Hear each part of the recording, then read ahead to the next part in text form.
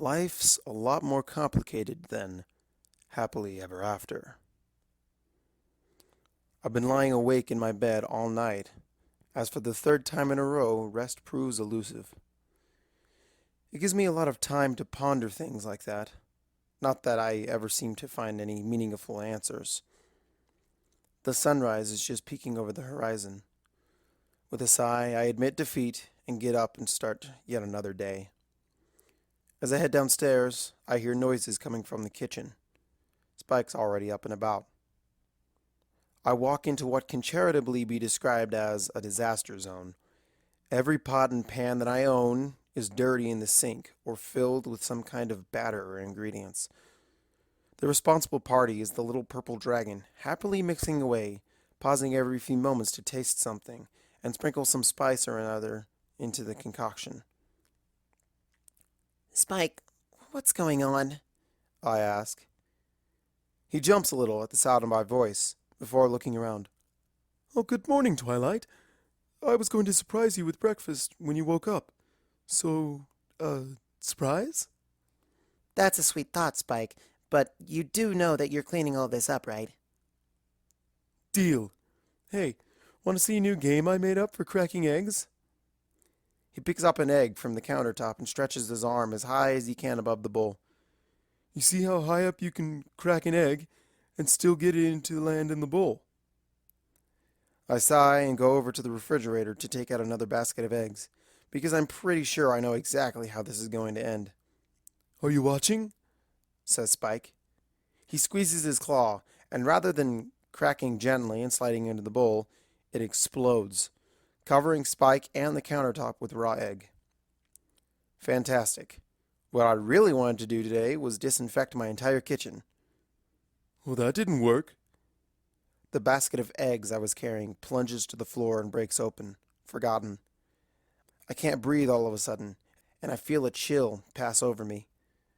I'm too overwhelmed by a surge of irrational terror to think at all, and my whole world is spinning out of control. Twilight, are you okay? Talk to me, says Spike. It's several minutes before I can say anything or do anything more than just stand there trying to pull myself together. I'm fine, Spike. Just please don't use that phrase again. I say in a voice that communicates that I'm anything but fine. I stare down at the eggs, broken and oozing all over the floor. It's been a long couple of weeks.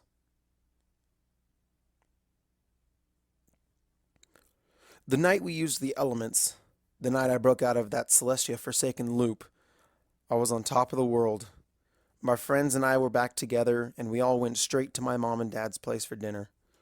Mom wasn't going to let a little something like a hostile army attacking the city wreck her dinner party, and everything was ready for us to sit down by the time we got there. Before we did, I proposed a toast to friends, to family, and, oh, by the way, have I ever mentioned that I'm gay? That made a few waves. My mother jumped up and rushed over to hug me, nearly making me spill my wine. I'm glad she did, because it gave every pony else at the table a moment to gather their thoughts and shut their gaping jaws.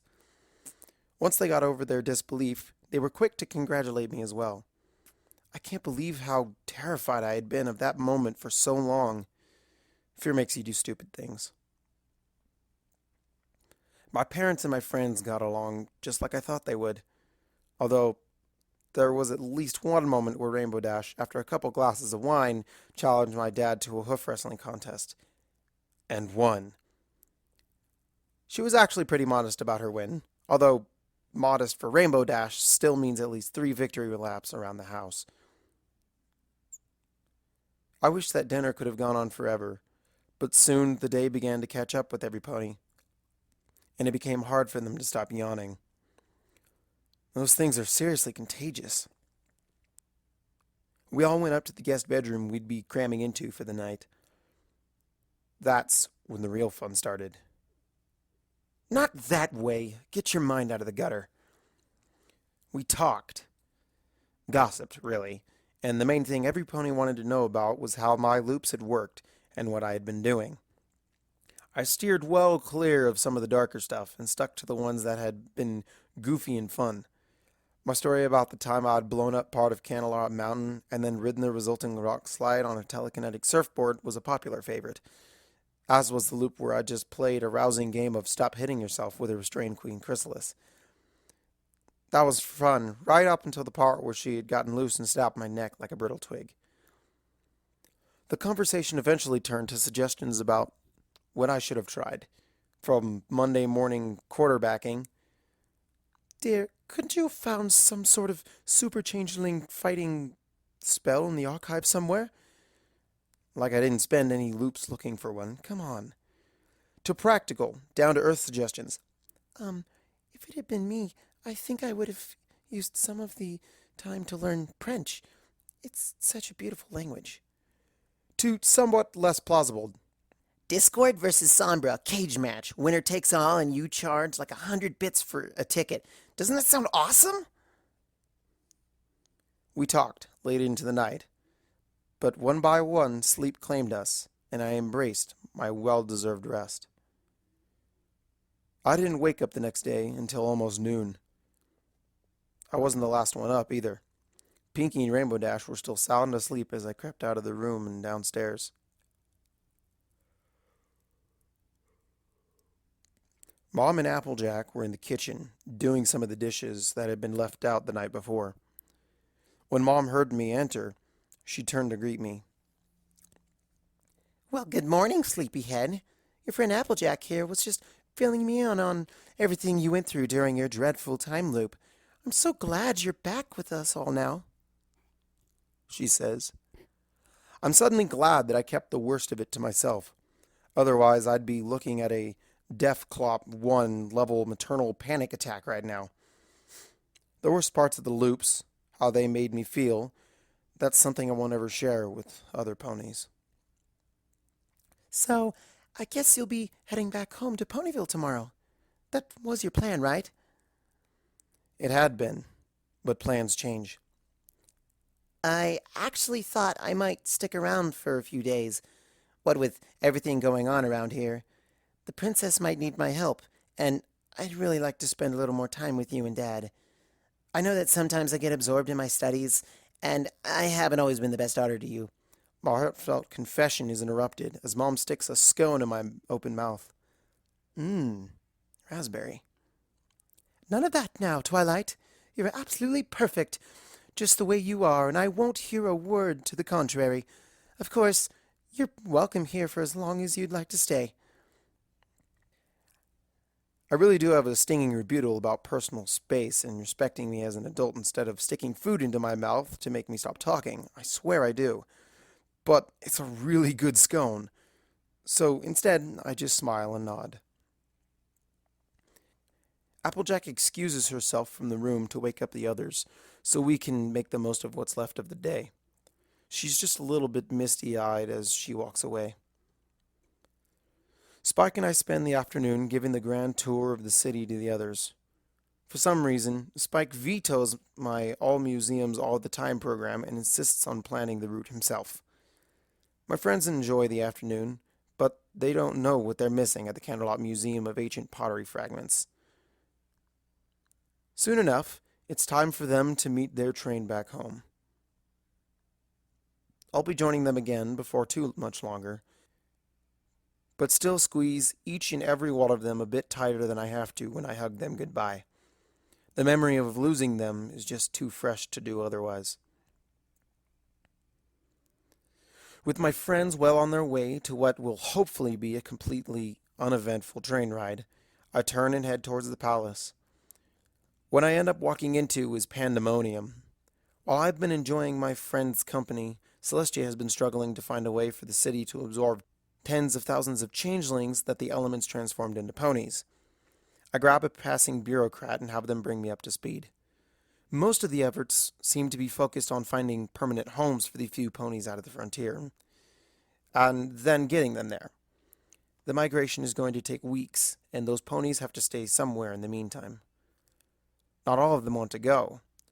Some of them took the forms of ponies who passed away, feeding off the residual love of families, widows, and widowers who couldn't let go. For them, this is a dream come true for every pony involved. A second chance with the ponies they loved, even if they aren't really the same pony. At the same time, since Celestia made her decree, there's also been a grassroots upwelling of protest. Ponies screaming, once a changeling, always a changeling. Elements notwithstanding. Demands that ponies who had once been changelings be marked or branded somehow, so they could be identified on sight. And caught in the middle, a group of confused and scared ponies who never asked for any of it. Celestia catches sight of me and beckons me over as she speaks to a minister of some department or other. I reach her just as she finishes speaking and dismisses him. Twilight, are you free for the afternoon? I could use your assistance here. Of course, Princess. Good. I apologize for this in advance, she says, and moves a sheaf of papers twice as tall as I am over to us, using her magic. It drops in front of me. It's menial forms and paperwork, thousands upon thousands of pages of it. I love her so much sometimes, I don't even know how to properly express it. You can count on me, Princess. And she can. I find a little out-of-the-way desk to work at and start processing the forms. Hours later, it's over too soon. I fill out every last form in triplicate and crack my neck to one side. Leaving the last pages on the top of the stack in the desk's outgoing mailbox, I realize that the sun has gone down and there's no pony else in sight. Making my way through the palace, I happen to stumble upon Princess Luna, heading from dinner to some other business elsewhere. Oh, hello, Twilight Sparkle. I did not realize you were here, she says. Princess, can we talk privately? I ask. She nods and turns to lead me to a quiet room elsewhere in the palace. Princess, I don't really know how to say this. I mean, it was kind of just a whim at first, but now I can't stop thinking about the time. I mean, it wasn't an actual time because technically it never happened now, but... Twilight, is this about how we slept together in the other timeline? My jaw drops. Wait, but how could you... Paradox, impossible, wibbly-wobbly. I cannot see into the other timeline directly, if that is what you are trying to ask. However, after everything that happened yesterday, I was concerned about you, so I checked in on you overnight. Your dreams were... informative. Oh, right. She can do that. I work my mouth trying to say something, but nothing comes out. Twilight, there was no shame in what we did. It looked like I was very much enjoying myself, and I'm certain you were as well, from the way you cherish that memory, she says. When I still don't answer, she gives me a soft smile. Come over here, Twilight. I trot over to where she's sitting, and I let her wrap me in her legs and wings. And this feels so good. I never want what I've seen to her to happen again. I hold on to her for a few minutes, reveling in the sense of tranquility that's been missing from my life for so long. Twilight, Luna whispers to me, do you think you're in love with me? I pull back from her so I can look up into her face. She really is beautiful, and I remember how empty I felt when I heard she was gone. But at the same time, no. The bottom drops out of my heart as I say it, but it's the truth. Thank you for being honest, Twilight. You are a beautiful, phenomenal mare, and I consider it an honor to call you a friend. But loss, pain, and lust can cloud the mind to the truth in these matters. I am proud that you were able to see through that. Please don't die again, Princess. I bury my face in her chest again as I start to sniffle. I can't handle losing any pony else again. I thought maybe if I fell in love with an immortal pony, I wouldn't have to worry about losing them, but... But fear is no basis for such a wonderful thing as love, she finishes for me. How am I ever supposed to find it then? Fear and loss is all I can think of these days, I guess there's nothing more to say. I turned to go and opened the door. Twilight, one more thing, Luna says, and I stop to face her. even if it is not true love, you are still welcome in my bed any time. I'll even provide the weather vane. I blush and let out a little meep sound, and Luna laughs while I close the door behind me. It's late, and it's been a turbulent day, but rather than using the quarters here at the palace, I struggle through the long walk to my parents' house. I don't know what I'll do if I don't stay close to ponies who love me right now. My parents are already in bed by the time I get home. I use the last of my energy to climb up the stairs up to my old bedroom before I collapse on a bed that's too small for a full-grown mare. I'm supposed to be using the guest room, not my old bedroom. But right now, I'm exactly where I want to be. When I wake up the next morning and stumble downstairs, I find my parents both waiting for me. Twilight, we need to talk, Says Dad. If there's any phrase a parent can say that strikes more fear into a child's heart, I don't know what it is. Did they realize that I'm keeping things from them about the loops? Did they hear about Luna somehow? The princess put out a royal etiquette this afternoon, asking for volunteers to quarter some of the ponies who used to be changelings, just temporarily, while they find places to relocate them to. Your mother and I volunteered our guest room. Oh, thanks, Celestia. It isn't about anything that I... Wait. What? You're taking care of a changeling? Why? I told you about how many times they murdered me, right? Well, you did get better. Celestia says that they're perfectly respectable ponies now, thanks to you and the other elements. Besides, think of what a good example it would set if the element of magic and an ex-changeling are living under the same roof for a few days. I'm sure there's a completely reasonable objection I could raise without sounding like I'm contradicting Celestia or being an intolerant bigot. As soon as I think of it, I'll stop standing there gaping like an idiot. He's arriving this afternoon, if you want to help us get ready. This afternoon? That's what I said. My head is spinning. A changeling, or at least a former one, in my parents' house. I mean, sure, I was helping Celestia find homes for them only yesterday, but that was because none of those homes were my parents' house. I need some air, I say as I rush for the front door. I have to get out of here. I'm going for a walk. A very long walk. Mom and Dad don't try to follow me. It takes me 8 blocks before I've even started to calm down. Why would they do this to me? Don't they know how much those things put me through? Well, no, they don't, because I've been careful not to tell them the worst of what happened to me. Shut up, rational part of my brain. I'm trying to be indignant here. I walk halfway across the city until I stumble upon the same park where Spike and I teleported during the loop, where I stole the earrings and went on a killing spree. Simpler times. What if I get one of the changelings I killed during that loop? Would they remember me? No, that's ridiculous. But what if they do anyway? What if this was Chrysalis's backup plan all along? Revenge on me from beyond the grave? Easy, Twilight. Are you listening to yourself? That's ridiculous. I'm ridiculous. Not only that, but I can feel myself spiraling more and more out of control. Getting worse. No more of that. Hey, I suppressed something way bigger than this for years, and that was probably healthy, right? I wander a little further afield, trying to find something that makes my life make a little bit more sense.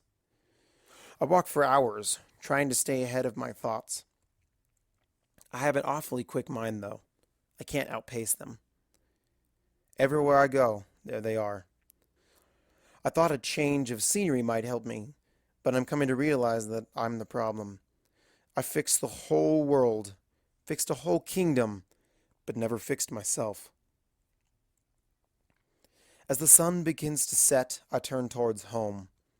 I'm tempted to just run for the hills, but if this changeling thinks he's going to have free reign over my parents, he has another thing coming. I arrive home about an hour or so before when I know my parents will be having their dinner. There's a wagon full of stuff sitting out in the front of the house, bearing supplies marked with the royal Canterlot seal. The changeling must already be here. I walk into the house, and the first pony I run into is Mom, helping to sort and unpack the boxes that have already been unloaded. Welcome home, Twilight. Where is it? Where's the changeling, Mom? Twilight! Where are your manners? I've met him, and he's perfectly normal pony. Be nice. But he's A good pony, Mom insists. We've been chatting with him, and he seems nice. He seems nice. Sure, that's totally the standard you want to apply to a suspicious stranger who, not 2 days ago, was trying to invade your city, and you're now inviting into your home. I trot over towards the living area and glance inside. My father is helping the treacherous monster, who just happens to look like a completely ordinary orange Pegasus with some sort of candy-striped cutie mark, move his things into their home. My childhood home. This will not stand. Oh, were you about to greet our new guest, Twilight? Says Mom's voice from behind me. I forgot how sneaky she could be. Dad and the thing that's pretending to be a pony look up as she says it. So much for the element of surprise. Hi, Twilight. Didn't realize you were there, Says Dad. I ignore him. I only have eyes for the changeling.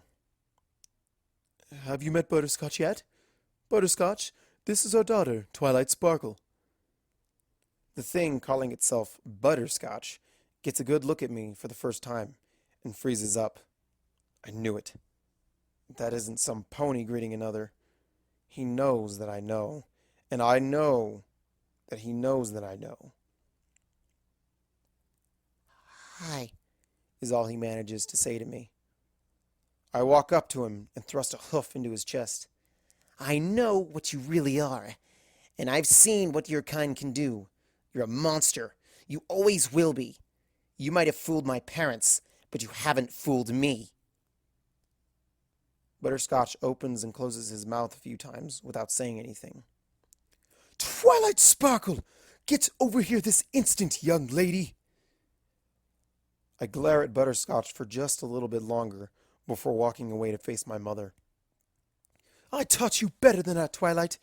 If I ever see you treat anybody like that again... Mom, he isn't a pony. He's a changeling. He's one of them. I've watched them murder ponies at the drop of a hat, Mom. Innocent ponies, including me, if you even care. Mom doesn't rise to the bait. Instead, she looks at me, judging, evaluating. Twilight, have you told me everything about this time loop thing you were in? I'm starting to worry about you. I scream in frustration and retreat to my bedroom. They won't see. They won't see how much danger they're in, and when something goes wrong, I won't be able to go back and save them. I can never go back again. I tried for so long to get out of that loop, but I forgot how it felt to be constantly hurled ahead in time. How did I live like this? 15 minutes later, my thoughts are interrupted by pounding on my door. Twilight, dinner time, says Dad.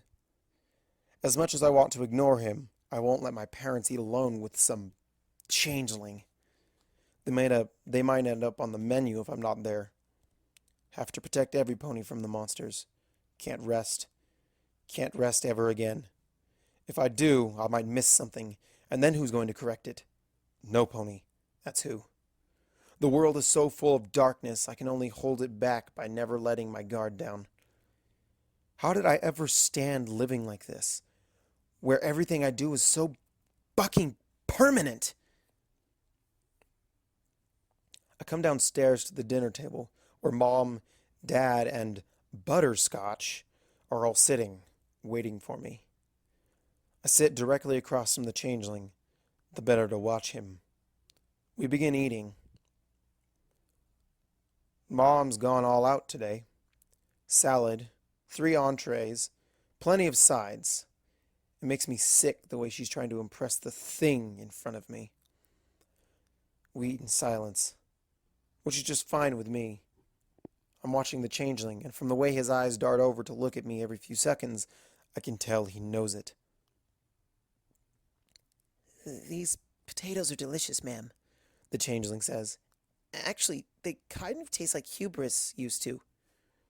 No sooner than the words leave his mouth does Butterscotch realize his mistake. I'm sorry. I didn't mean to suggest that you or your family were... Stop with the lies, you freak!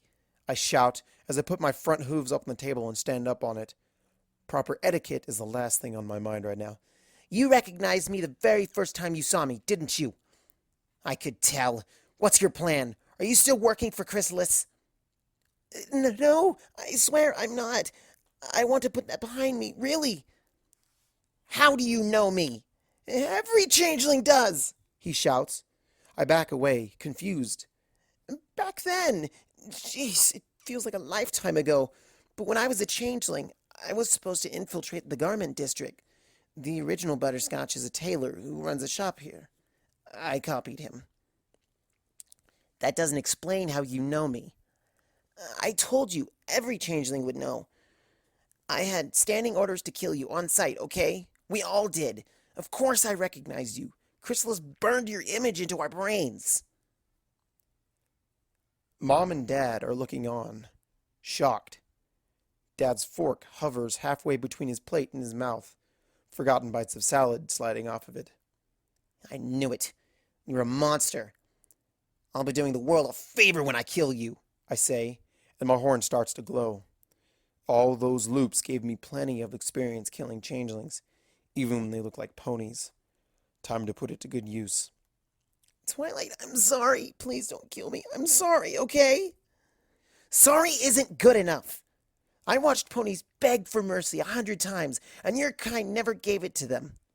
Don't. You don't know what it was like to have the queen in your head. She was too strong. We didn't have any choice. You don't know what it was like to be controlled like that.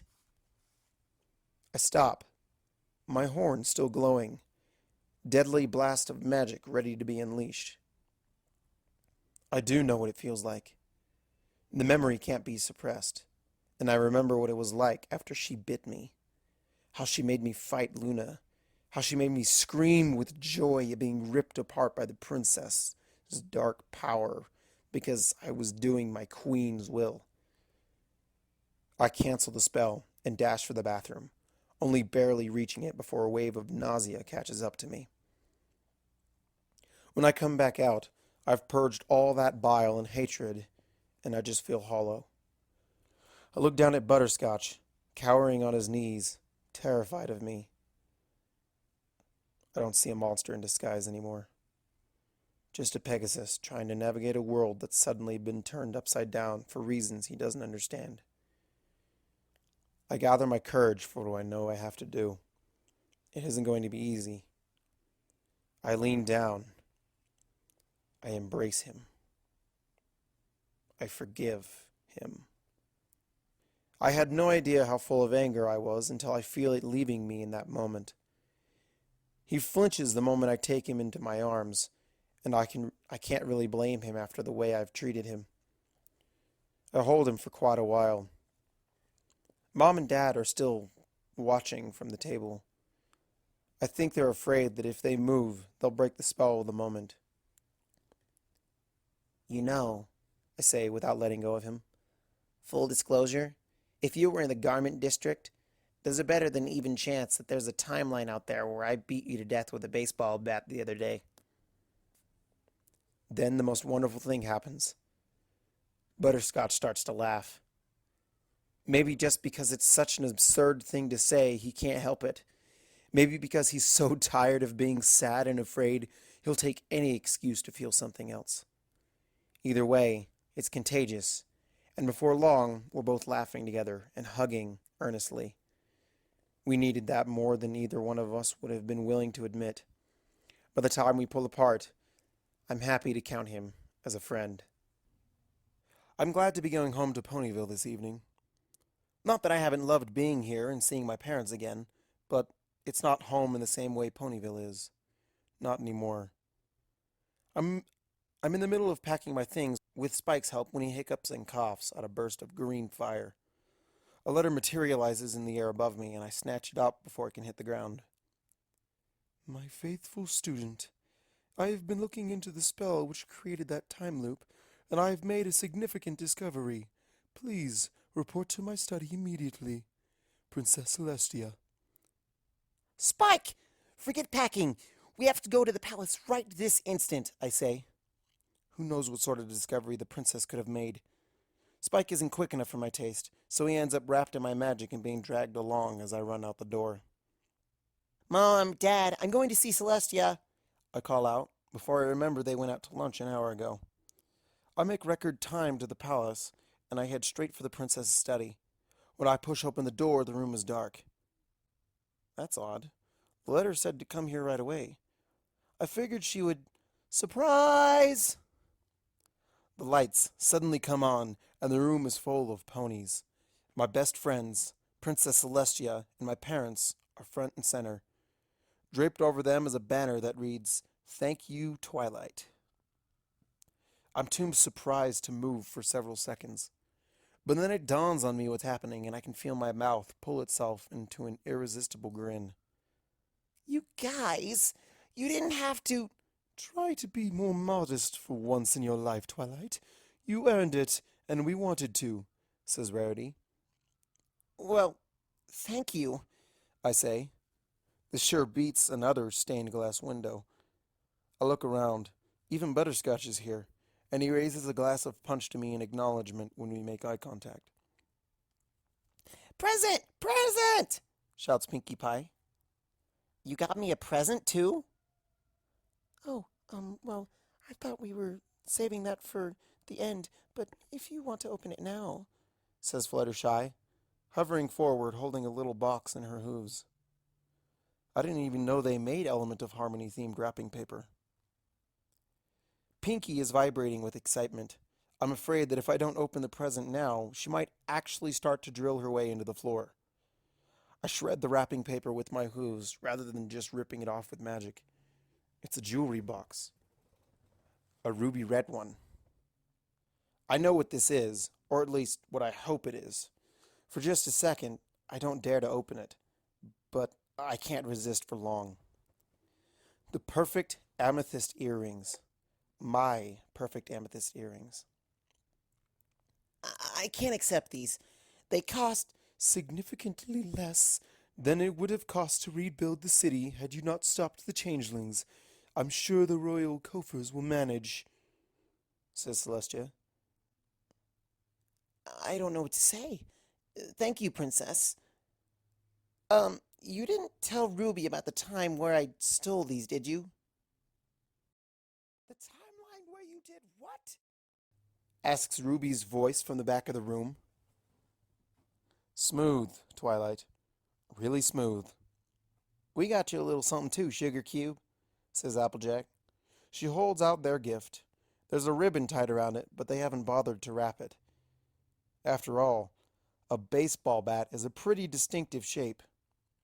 I laugh, and they hoof it over so I can get a better look at it. They even had the words "home run" burned into the wood. You do realize now that you're going to have to learn how to actually play baseball, right? Asks Rainbow Dash. Oh, and your mom said I was supposed to tell you not to threaten Butterscotch with it. We laugh again, and the party moves into full swing. My first priority is finding Ruby and apologizing. She's a little annoyed, but it was in another timeline, and she just got paid a pretty nice sum of money for the earrings in question, so it doesn't take much before she waves it off and forgives me. She helps me put in the earrings, and Rarity is at my side in an instant to evaluate how they look on me. Of course, she's gushing with compliments. I introduce Ruby and Rarity to each other, and Rarity knows a networking opportunity when she sees one. They start talking shop while I move on to speak to other guests. How much every pony else knows about the time loops varies. I was straightforward with the official story, although Celestia requested I not disclose how the loop began. I'm peppered with questions and requests for stories all afternoon. Finally, I find a quiet moment to make my way over to Princess Celestia. Hello, Twilight. Enjoying the party so far? She asks. I am, Princess. I know that what you wrote in that letter was just to lure me over here, but have you made any progress on figuring out what that spell was? Or why Star Sorrel was researching it in the first place? I ask. As far as I can tell, it was never meant to be cast. He meant it as a theoretical exercise, purely academic. It is far too dangerous to be put back in the library. I have copied the mechanical details into a new text, one with clear warnings. But I am now certain that you are outside of the loop. Star Swirl couldn't possibly have known the elements would break the loop. There was no mechanism within the spell itself to end the loop. Whatever killed you, be it injury, disease, or even old age, would have returned you to that fixed point. I will not lie to you, Twilight. You would have gone mad. Eternal life is not something mortal minds are designed to handle. I sit down and think about the implications of that. How close I came. Good thing I'm a bear, then. What are the odds? Perhaps not as long as one might think. Most unicorns would not be able to cast that spell at all. Star Swirl took up the element of magic for a time back in his day, you know. He what?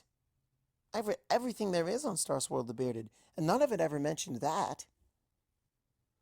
Something inscrutable passes across the princess's face. No, they wouldn't. The two of you were alike in many ways. Much more alike than you think, actually. Perhaps I am being overly poetic, but he may have been watching over you in some way through the elements. Watching over me? More alike than I think? What do you mean, Princess? That unreadable smile again. A story for another time, I think. Luna would tell it better than I would anyway. I feel like some punch. Would you like me to get you any? I shake my head and she walks away. Those sorts of conversations with the princess always seem to leave me with more questions than answers. The party winds down not long after, and I have to say goodbye to every pony so I can finish packing. My friends and I are all in the same train car home, so we have a chance to chat a bit more intimately. It's been months from my perspective since I last saw Ponyville. As we get closer, I realize there's something I want to clear up before we arrive. Girls, I would really appreciate it if you would keep what I told you about me liking mares under wraps for the time being. It's not that I'm ashamed of it, but being out is sort of new to me, and I want to tell ponies at my own pace.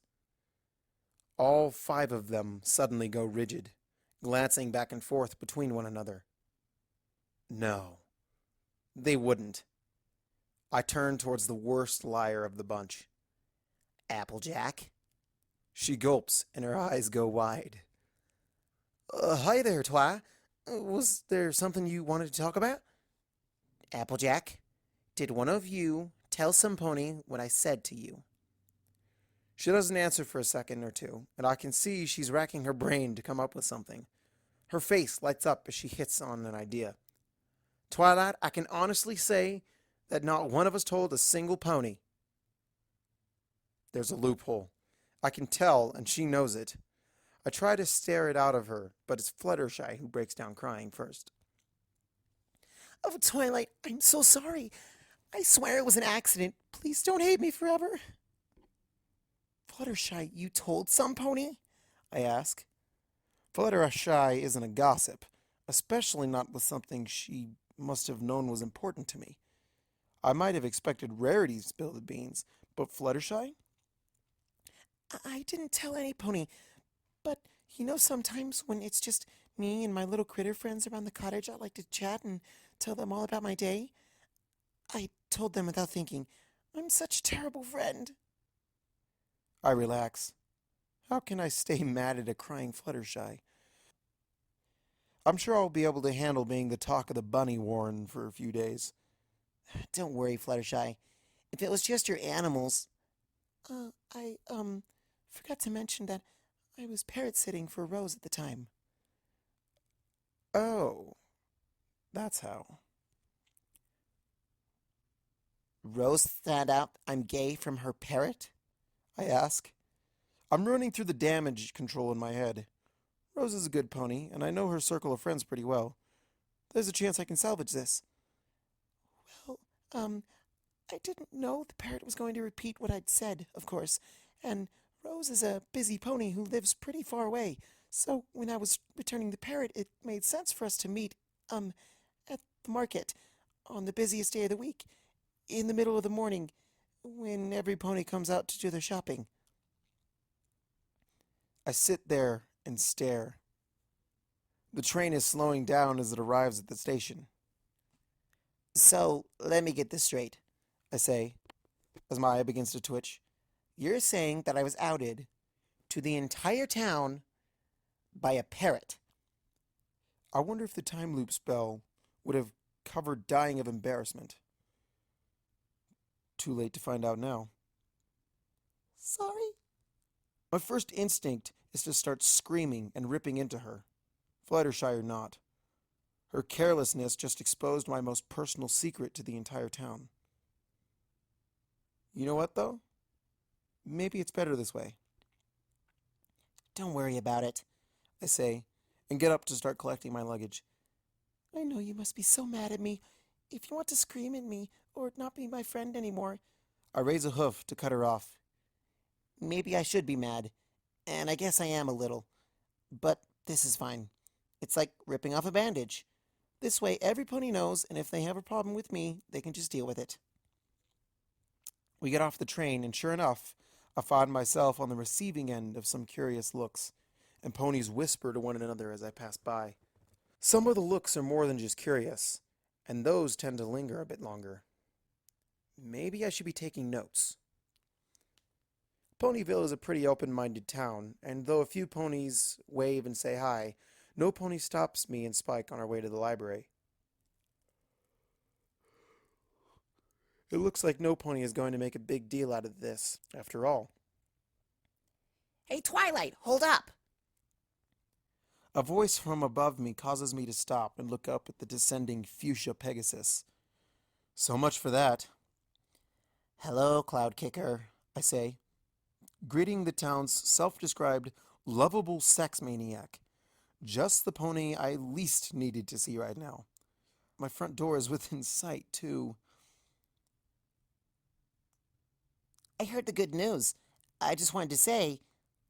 Ugh, here it comes. Thank you. Huh? I heard all about what you did in Canterlot with the changelings and everything. I have family in the guard, and if it weren't for you, some of them would be dead right now. Plus, from what I've heard about the time loops, you must have gone through a lot. You're a hero, Twilight. So, I wanted to say... Cloudkicker snaps into her sharp salute. Thank you. Wow. That's the longest I've ever seen Cloudkicker talk without hitting on some pony. Maybe I've misjudged her. She might actually be a decent pony when she drops the act. You're welcome. Well, I know it's kind of late, and you must be eager to get home and unpack. I won't keep you. She lifts her foreleg and bumps my front hoof. I continue on, with a lot to think about. Hey, Twilight? Yes, Cloudkicker? Do you think we'll be banging later this week? Or not until next week? I know how far in advance you like to schedule things. There's the Cloudkicker I know. Just because I like mares doesn't mean I'm desperate. I have a baseball bat and I know how to use it. I know a lot of ways to use a baseball bat too, and I bet my ways are a lot more fun than yours. My face goes red. Cloud Kicker trots over and puts an unwelcome hoof over my neck, like we're chummy all the time, wearing that smug grin of hers. Think about it, Twilight. Who knows more about hitting on mares in this town? Think about how much you'd learn if you let me take you under my wing. Or take you in any other sense of the word. I thought you liked learning. I could name 5 mares who would roll over for you in a heartbeat, once you learn how to ask. Not interested. At least let me tell you the best part before you say no, says Cloud Kicker. Oh, hey, Twilight, Comes a new voice from behind me. I turn to the other Pegasus. Hi, Cloud Kicker. I say, and turn back to Cloud Kicker, who's still got her foreleg over my... Wait. Back up. Cloud Kicker, the one hanging on to me, is grinning like an idiot. I look at her. Then I look at the other Cloud Kicker, who's waving and wearing the same idiot grin. Then back at the first as my brain struggles to come to terms with a universe where this can be happening. Oh, Celestia, there are 2 of you now? Isn't it awesome? I guess I shouldn't be surprised a changeling would borrow the shape of the most lovable pony in town, right? And then when you did your thing with the elements, well... I saved Equestria. I broke out of a time loop where I died in a multitude of brutal and horrible ways. I stopped a war before it started. If this is the price, it wasn't worth it. So, you see, we both really owe you big. There was this really impossible decision I've been trying to make for months that just got way easier. Oh, and tell me to go buck myself. I have an amazing retort for that now. I scream and sprint for my front door.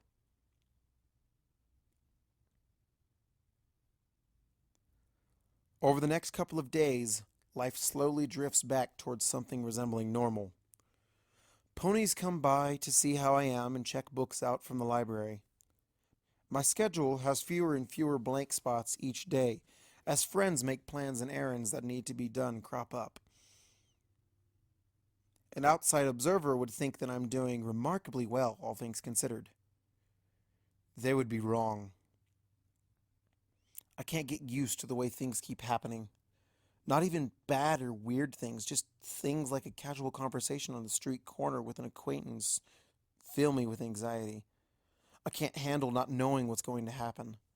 After all the loops I went through that I could predict down to the second, I can't handle surprises anymore.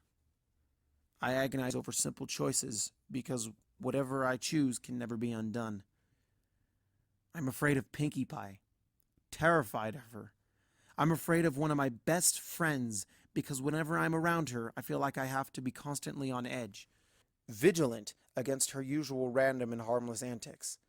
I hide how I feel from her, and she hides how hurt she is when she notices anyway. I'm spending more time at Fluttershy's than I used to. I like how serene it is, how nothing really happens. It's nice. All that would be bad enough, even without the nightmares. All the dark things I saw or felt that I never talk about come back to me then, when I manage to sleep at all. And my brain is never so proactive at thinking up new ones, too. One night, I dreamed that every pony in town was infected with that mind venom. Not changelings, my real friends who the queen knew I would never raise a hoof against. I dreamed they chased me until they caught me and whispered in my ears how good it would feel to serve the swarm as they dragged me before Chrysalis. I woke up screaming just as her fangs came down to break my skin. Another night, I dreamed I was waking up, hanging in a changeling cocoon in the ruins of Canterlot Castle. That everything up until now had just been some dark escapist fantasy they fed me while they drained me dry. If Luna hadn't showed up and told me it was a dream, I truly would have lost my grip on sanity that night. Maybe I really did, because I actually took Cloudkicker up on her offer to teach me how to flirt. That only lasted about 10 minutes before I remembered why I had turned her down to begin with. But it's not a good sign. Am I going to end up hopping from bed to bed? Not because I'm looking for love, but because I'm desperately afraid of being alone? So by morning, I'm standing in my kitchen, having a panic attack because of 4 little words from Spike. It's pretty obvious that I'm at the end of my rope. I stare at the broken basket full of eggs for a long time while I recover from the freakout, long enough to take in every detail. Eggs are actually pretty interesting, structurally speaking. They're basically domes, and considering how flimsy the material of their shell is, they can resist an impressive amount of compression. That's what they're best at, protecting their precious cargo from the constant, steady, crushing weight of the world around them. Hit them with a sharp, violent trauma, though? Well, the yolk and bits of shell in my coat speak for themselves. My telekinesis does fine manipulations pretty well. I think I could put a broken eggshell back together, fit the pieces together so tightly you would never suspect it to have broken at all. It wouldn't be an egg anymore, though. Just a dead and hollow shell. I didn't sleep well, Spike. I'm going to wash off and crawl back into bed. Twilight, what's wrong? You have to talk to somebody about this. Talking isn't going to help, Spike. I'm just broken. I'll see you later. I run the shower until the hot water is all gone, standing there and letting it beat down on my neck and back until I can't stand the cold. I get out and towel myself off. It takes me a few more minutes of sitting there alone on my bath mat just to work up the energy I need to drag myself across the hall to my bedroom. When I walk out of the bathroom, I find 5 ponies standing on my landing. What are you doing here so early? I ask, resenting the intrusion. I asked them to come. You're really scaring me, Twilight. Ever since we got back from Canterlot, you haven't been yourself. You haven't written a friendship report in weeks. You hardly ever read anymore. And when I wrote a letter to the princess, Luna told me you've been having horrible nightmares. She told them about my dreams? That was way out of line. We aren't leaving until you talk to us. Really talk. Consider this an interval, says Rainbow Dash. The word is intervention, dear, says Rarity. One of those, then. This is stupid.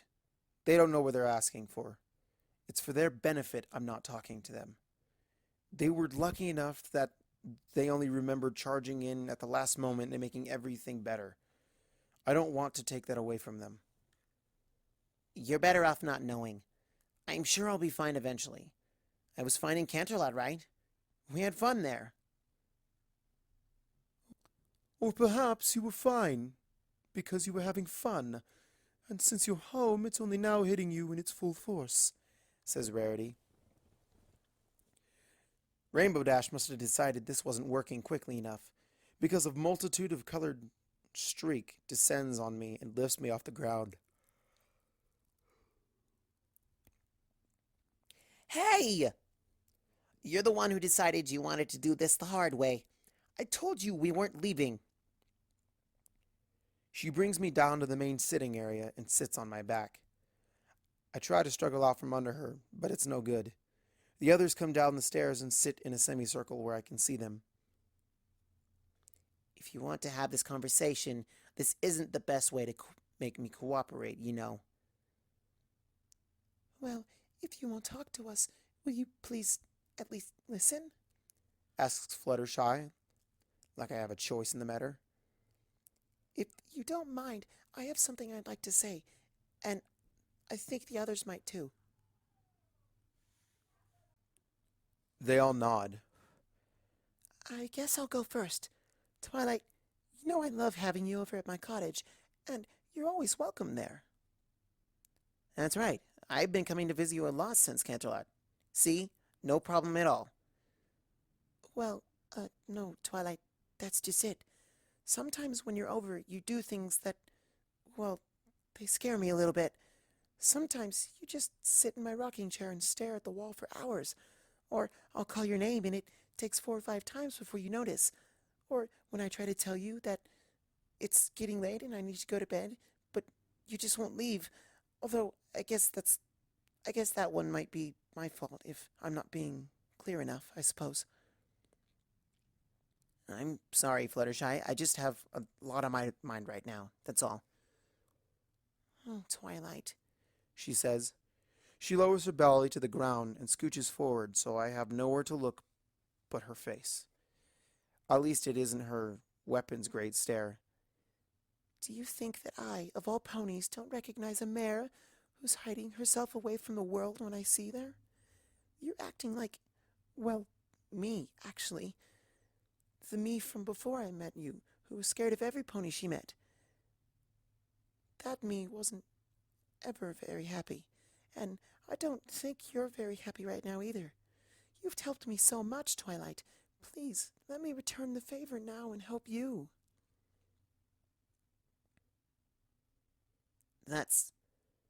Thank you, Fluttershy. If I thought you could help, I wouldn't hesitate to ask you, I promise. But this isn't something any pony can help me with.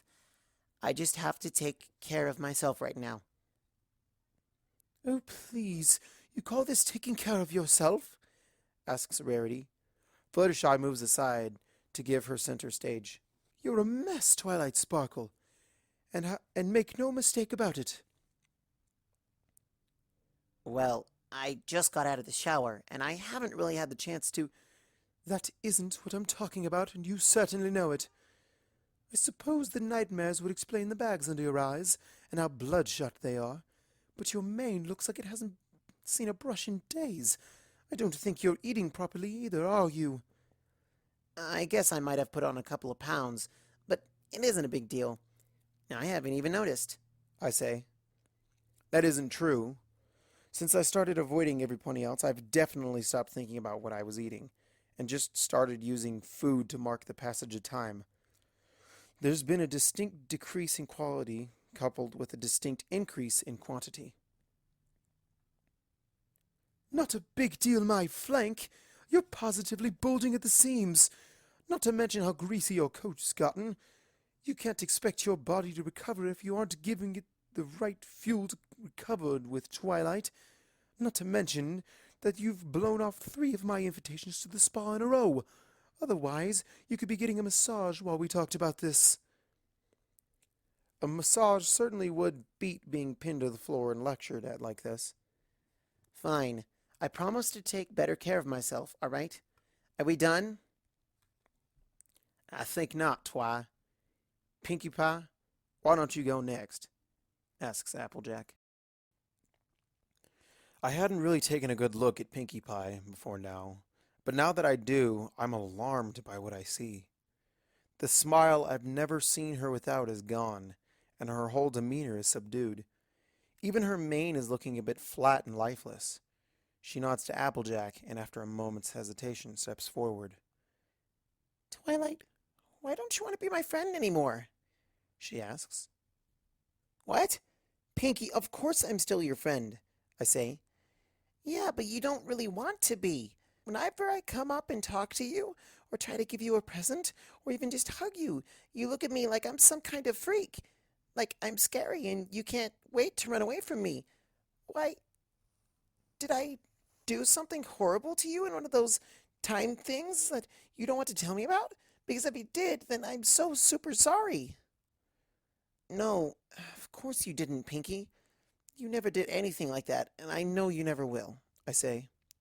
Have I really been this awful to all of them?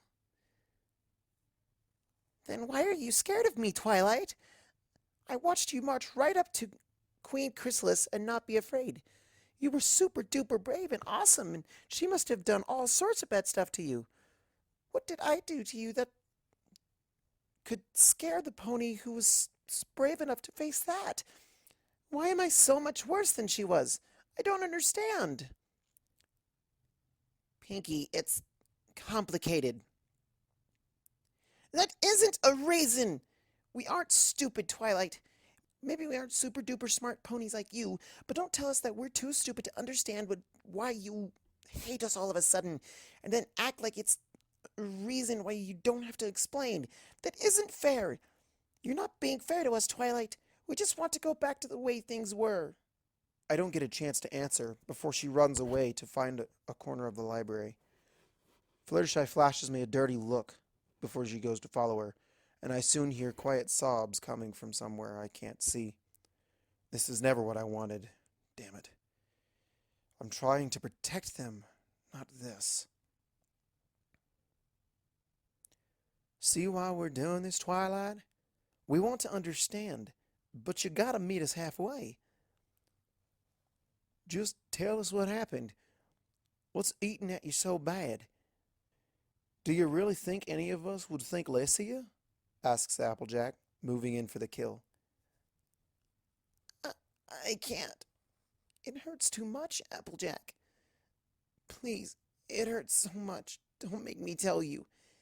It's better this way. If I'm the only one who hurts, I can protect you from what I saw. What I felt. Applejack scoffs. Twilight, stop talking. For sure, stop overthinking everything for just 1 second.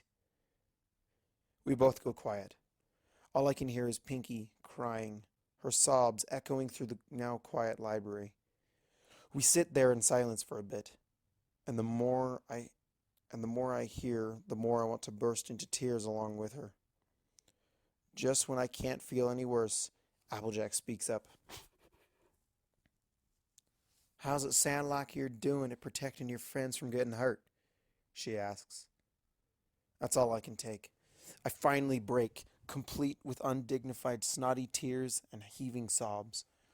Rainbow Dash must have moved off me at some point because Applejack is able to pull my limp body against her, and I lay there against her until I've cried myself out.